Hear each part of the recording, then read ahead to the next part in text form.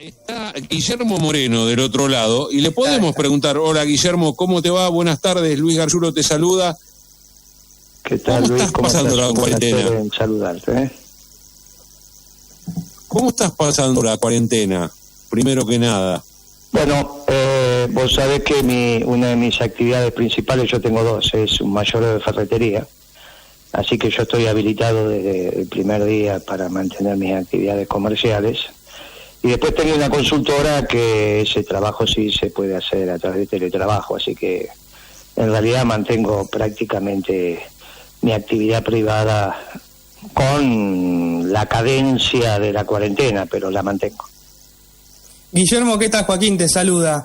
¿La gente aprovecha para comprar en la ferretería o se nota que no tiene un mango?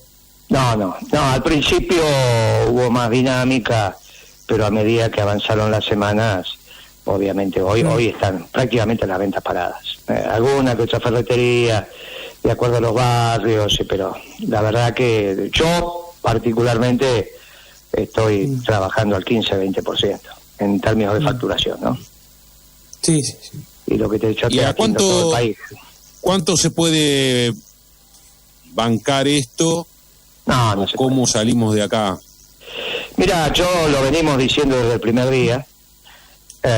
Yo particularmente siempre dije que el presidente no se le pide que tenga una expertise en determinado tema, no por eso vos lo votás. No es porque es experto, un médico experto, un economista experto, un químico experto o un abogado experto. Lo votás básicamente intuyendo la inteligencia práctica de aquel que vas a poner en la primera magistratura. Yo insistí en que desde la soledad del poder, que es como toma las decisiones el presidente, y la toma, no hay ninguna duda, pero desde la soledad del poder, él tiene que reunir toda la información que necesite para su mejor decisión. Y toda la información que necesite, con un tema tan complejo como una pandemia, no se la pueden brindar únicamente una disciplina, que es la médica. Ahí me parece que hay un error metodológico en la toma de decisión. Él siempre insistió con que tenía un grupo de expertos a su alrededor, pero uno le decía humildemente, mire, será un grupo de expertos, pero con una sola mirada. Y bueno, esa sola mirada sesga la decisión. Un tema tan complejo como este merece por lo menos 2 comités de expertos, no uno solo. El otro vinculado a la actividad económica, desde ya. Ahora, hay otros países que le han dado importancia a la economía y la salud se le cayó a pedazos. ¿Cómo se interpreta eso? No me parece, la verdad que no me parece, la verdad que no me parece, pero ahí tendríamos que empezar a discutir costos y beneficios, y en realidad por eso es la soledad del poder. Costos y beneficios, porque vos podrías llegar al límite de que ahora a Brasil se le ocurre invadir la Argentina y vos decís, bueno, no tengo ganas de sufrir ningún, entonces lo dejamos que entre. Bueno, no es economía o salud, es economía y salud, porque los ricos viven de su riqueza y la economía no es el dinero, la economía no es la plata.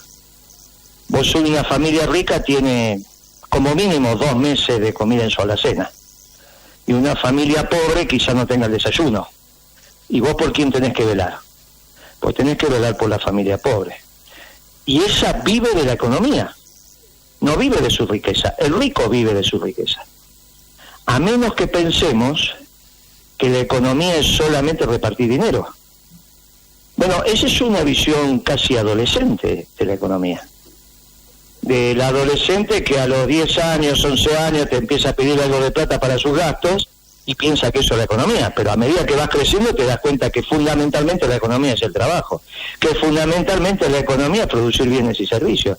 ¿De qué vale que vos resuelvas como tenés que resolver el ingreso de las personas, sean físicas o jurídicas, o sea, la familia o las empresas, si se dan vuelta y no tienen que comprar? ¿Qué sentido tiene que una empresa pudiera tener plata y no tenga insumos para seguir produciendo?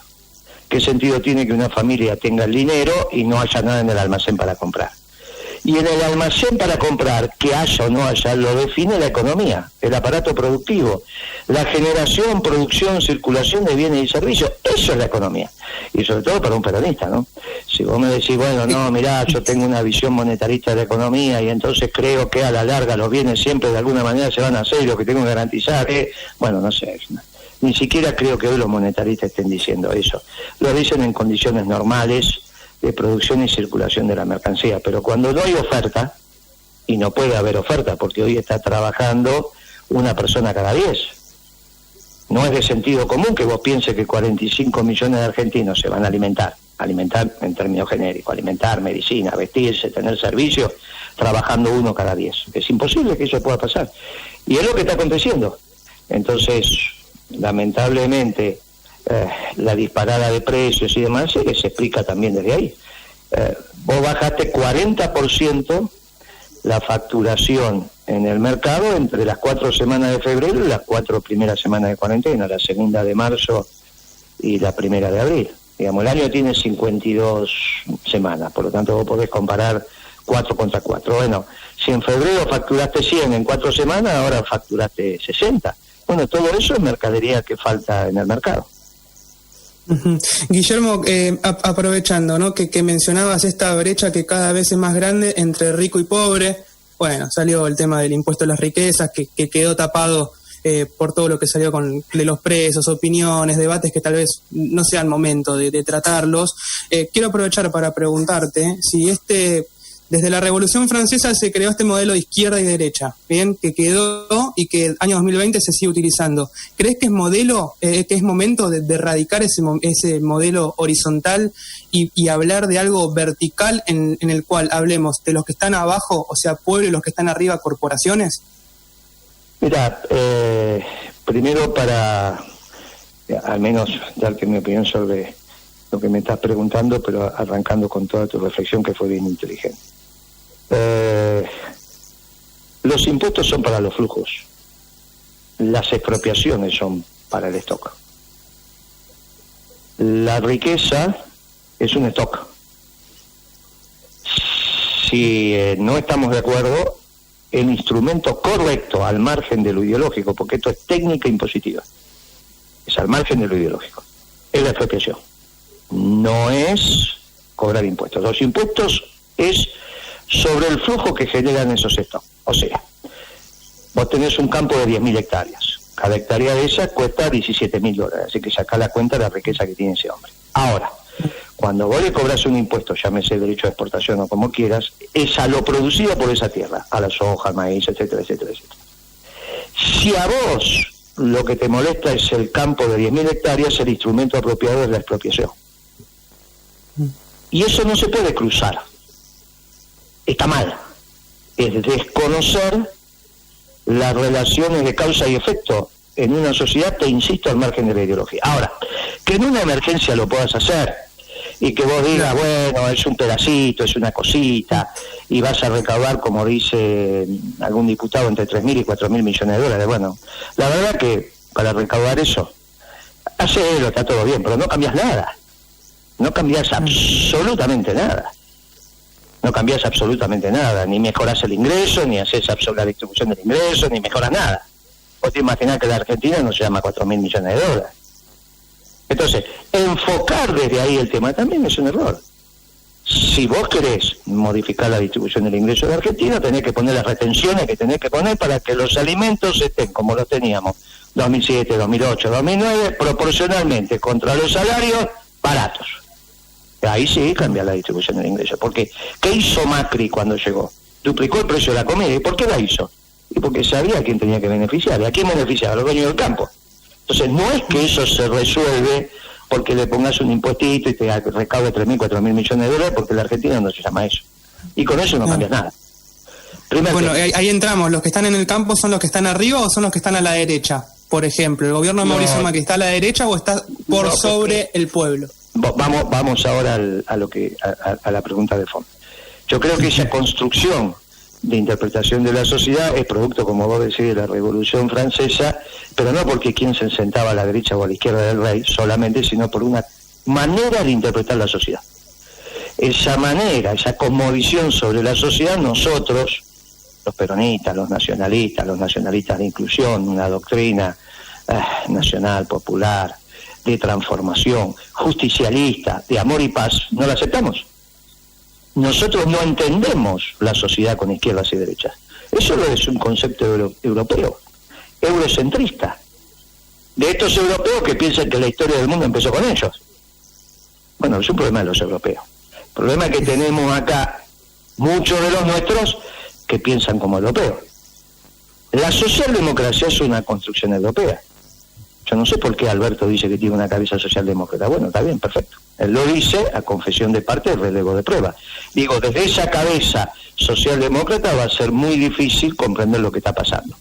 Me da la sensación, y esta es mi humilde opinión, que aquel mundo globalizador surgido del fin de la Guerra Fría, donde los socialdemócratas y los neoliberales se pusieron de acuerdo y redactaron el consenso de Washington, el decálogo del consenso de Washington, que era lo que tipificaba el buen o mal gobierno, no fue solo una construcción neoliberal. En términos políticos fue una construcción neoliberal y socialdemócrata.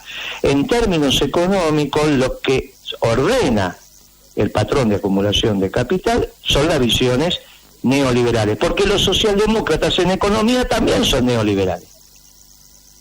Y esto es lo que te impide en un país como en la Argentina tomar las mejores decisiones. ¿Qué decimos los peronistas? Mire, sobre todo a partir de la irrupción de Trump, el mundo empieza en una discusión entre dos tipos de nacionalismo. El nacionalismo de categorías europeas, que es xenófobo, porque los europeos se equivocaron con el liberalismo, su evolución neoliberal, con el marxismo y con el nacionalismo. Cuando hicieron nacionalismo lo hicieron xenófobo.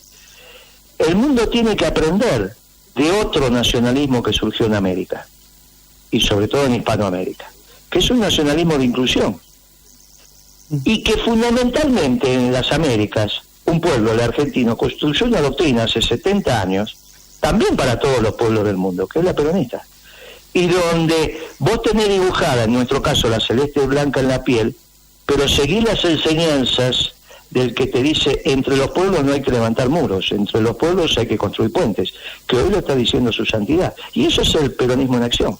Entonces, cuando vos interpretás el mundo entre un nacionalismo de inclusión y un nacionalismo de exclusión, empezás a entender lo que pasa en Bolivia, lo que pasa en Brasil, lo que está pasando en Europa, lo que está pasando en el norte de Italia, y lo que lamentablemente, si no hacemos bien las cosas, puede pasar en la Argentina. Porque cuando vos analizás por qué Macri recuperó los votos que recuperó entre las PASO y las generales, es producto de un discurso xenófobo. Es producto de este discurso de exclusión. Claro que esa semilla de exclusión está latente. Claro que está latente. ¿Y qué tenemos que hacer? Y tenemos que tratar de que no germine. Pero claro, en enfrente tenemos un problema muy serio. Porque la cabeza que está gobernando hoy la Argentina, a pesar de que dicen que podría ser un gobierno peronista, es una cabeza socialdemócrata, de un mundo viejo, de un mundo que ya no existe, y que tiene marcos teóricos que no te permiten entender la realidad. Y bueno, en esa situación estamos lamentablemente los peronistas, porque vemos cómo del otro lado se van organizando, hay mucha gente, y de este lado estamos yendo a un lugar muy complicado, pero muy complicado, muy complicado. Pero hay mucha gente, Guillermo, que, por ejemplo, vos le hablás de cacerola y que la cacerola sirve para ir a un comedor, para ir a la gente que quizás la esté pasando muy mal, y ellos te dicen que eso, y hablo por los cacerolazos, que eso no es para ir a esos lugares, que ahí se va con la olla. Fíjate vos qué diferencia, cómo titulan diferente. La olla es para ir a los comedores, la cacerola para cacerolear. ¿Se entiende cómo la desfiguran? No podés ir a un comedor con una cacerola. Sí, está bien lo que estás diciendo, y está muy bien. Por eso yo te dije que hay caldo de cultivo, lamentablemente, en la Argentina, para un nacionalismo de exclusión. Y que quedó claro cuando Macri recupera más de 2 millones de votos. El desastre de Macri, entre las PASO y las generales, recuperó más de 2 millones de votos. ¿De dónde salieron? De ese discurso xenófobo. Entonces hay un espacio, porque esta discusión que estamos teniendo entre dos nacionalismos, el de los puentes y el de los muros, el de las categorías europeas o el de las categorías americanas, es el que se está debatiendo el mundo. En la Argentina también. Uh-huh. El problema es que el gobierno, en sus errores, está dejando el caldo de cultivo para que el nacionalismo de exclusión, ese proyecto xenófobo, que no necesariamente lo va a encabezar Macri, va a ser alguien mucho más inteligente que Macri y mucho más convocante, porque ese nacionalismo de exclusión también puede ser de mayorías, aunque excluya a un 25% de la población. No es un proyecto elitista como el de Macri, oligárquico, que dejaba fuera el 99% de la Argentina, gobernó para 1.000 familias. ¿Hasta cuándo? Hasta que llegó el fondo. Cuando llegó el fondo, porque colapsó ese proyecto de las 1.000 familias oligárquicos, se transformó en un esquema neoliberal y puso las retenciones. ¿Está bien? Con eso llegó hasta las PASO, no le dio resultado, un desastre. Pero de las PASO a las generales brotó eso que vos estás diciendo muy bien, ese sentimiento de exclusión del otro, que hasta te diría que es un proceso en la naturaleza de las cosas, mientras que el amor es producto de la socialización y de la comunidad. El amor es un producto que se construye. La destrucción que emana de la violencia prácticamente es producto de los instintos primitivos. Por eso la diferencia que vos tenés a medida que el hombre se va socializando en el marco del crecimiento ordenado dentro de una familia. Entonces, claro que una doctrina de amor y paz, como la peronista, es mucho más difícil de inculcar que una doctrina de violencia y exclusión. Claro que vos decir, esto es mío y que los extranjeros los echo a todos, es más fácil que decir, abran las manos, que Dios nos hizo a todos como hermanos, a pesar de que defendamos nuestras diversidades, porque es la unidad en la diversidad, no la unidad en la uniformidad, como dicen los marxistas o los socialdemócratas. A ver, Guillermo, ¿qué se te pasa por del mundo? Esta visión del mundo es la que yo no veo en la cabeza de Alberto cuando se define socialdemócrata. Va conducido a la Argentina a un puerto que ya no existe. A ver, Guillermo, ¿qué se te pasa por la cabeza? ¿Qué se te genera? ¿Qué sentimientos se producen cuando escuchas esto? A ver.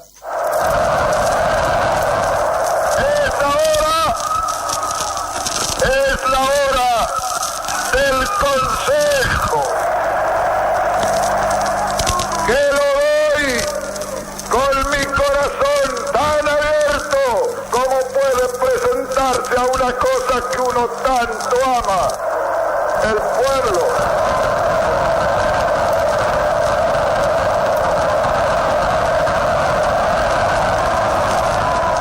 Recuerden, trabajadores, únanse, sean hoy más hermanos que nunca. Sobre la hermandad de los que trabajan, ha de levantarse en esta hermosa patria la unidad de todos los argentinos. 2 de mayo del 2020, Guillermo Moreno, ¿qué piensa de esto? Mirá, Perón, en ese momento había dos ideologías dominantes. Las que planteaban que lo que ordena la sociedad en términos de administración de la cosa pública y el conjunto es el capital. En esto lo podías poner como los ganadores occidentales de la guerra. Y los que planteaban que lo que ordenan la sociedad y el conjunto es el Estado, los ganadores del este de la guerra. Y Perón dijo, ni unos ni otros, porque a los comunistas le decimos que respetamos el libre albedrío de nuestro pueblo y cada una de las personas, porque eso es lo que así lo creó Dios. A imagen y semejanza, pero con la libertad de decidir. Y a nosotros le decimos que el capital es producto del trabajo y que por lo tanto nosotros, que no auspiciamos la explotación del hombre por el hombre, decimos que ese trabajo acumulado en forma de capital tiene que estar al servicio del pueblo. Y él dijo, entonces hay una sola clase de hombres válidos, los que trabajan. y por eso excluyó únicamente a las 1000 familias, porque esas 1000 familias que viven de la renta, los oligarcas, son los que pueden tirar manteca al techo sobre el trabajo de los que explotan, porque ellos consumen sin trabajar, simplemente por el título de propiedad, que ni siquiera es producto del trabajo. Ese título de propiedad sobre tierras, y de eso estamos hablando, no de un local, de una casa, de un departamento, de una fábrica, que eso sí es producto del trabajo. El de la tierra no es producto del trabajo, es una creación de Dios. Por eso el sistema capitalista no retribuye los títulos de propiedad. Cuando retribuye al empresario como organizador de la producción, lo pone como concepto de utilidad, pero para eso lo hace trabajar al empresario como emprendedor, como organizador de la producción. No le dice, le pago porque... Distinto es el alquiler de un local, porque ese local sí tiene trabajo incorporado. Bueno, esta disquisición, Perón fue muy clarito. Dijo, la unidad del pueblo argentino contra el antipueblo. ¿Y quién es el antipueblo? Las 1000 familias oligarcas, que siguen siendo las de hoy. Claro, no es un problema de las corporaciones. Yo no sé qué me quieren decir con las corporaciones. ¿Qué sería la persona jurídica de una corporación? Los Bocas serían una corporación. Andá a preguntarle vos a los trabajadores de Techín, sobre todo a los siderúrgicos, los de la UON, lógico que tienen contradicciones, pero ¿y están satisfechos? Cuando alguno dijo yo podría haber fundido a Techín en la televisión, los que se sintieron heridos no era Roca, son los trabajadores, y yo no voy a trabajar. Ningún dirigente sindical ni a ningún empresario de fuste le hubiese pasado lo que le pasó ese viernes cuando tuviste que pagar algunos millones de jubilaciones, ¿no? O vos te pensás que a Moyano le hubiese pasado tremenda tontería. O algún empresario de fuste que vos conocés. ¿Y por qué no? Le hubiese pasado. Y porque tienen inteligencia práctica, que es lo que tenés que demandar del dirigente político. No un conocimiento experto sobre algún tema. No que te dé una clase sobre algún tema, lo que tenés que tener es inteligencia práctica para el momento de la toma de decisión de un tema extremadamente compleja, como la pandemia, donde vos tenés que escuchar la expertise de distintas comisiones, porque vos tenés, naturalmente, el tema del daño del virus en el cuerpo y en el conjunto de los cuerpos, pero también tenés la construcción de la economía diaria, que si la destruís también ese cuerpo social, y destruís a las personas que la integran. Y a veces vos te enamorás de una de las opiniones y pensás que esa es la realidad. Bueno, ahí hay un problema, porque la pandemia tiene que ser... Pero no todo será para siempre, Guillermo. ¿Cómo? No todo será para siempre. No todo será para siempre. Yo creo que en algún momento habrá que timonear y salir adelante. Yo quiero agradecerte muchísimo el tiempo. Esto da para más. Tengo muchas preguntas más, pero se nos ha ido el tiempo. Quiero agradecerte mucho, Guillermo, por el tiempo y me comprometo a volver a llamarte porque está interesante y yo sé que del otro lado están disfrutando de esta charla. Sí. Yo te agradezco el llamado. Evidentemente no todo puede ser para siempre. Hay que cambiar. El tema es, una vez que hiciste el daño, cómo lo resolves. Y esto es lo que vamos a tener que ver, cómo cuando volvamos a la actividad económica, hacer un control de daño. ¿Dónde está la pobreza?